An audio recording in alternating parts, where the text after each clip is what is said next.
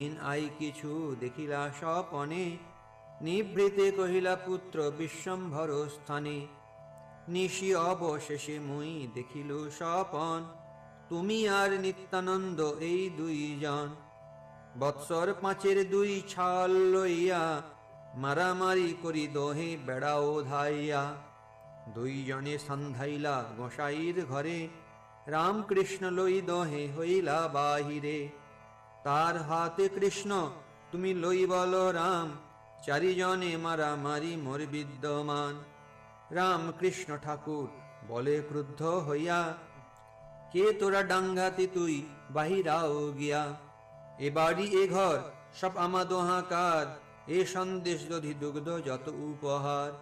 নিত্যানন্দ বলে সে কাল গেল বয়ে, যে কালে খাইলে দধি নবনী লুটিয়ে।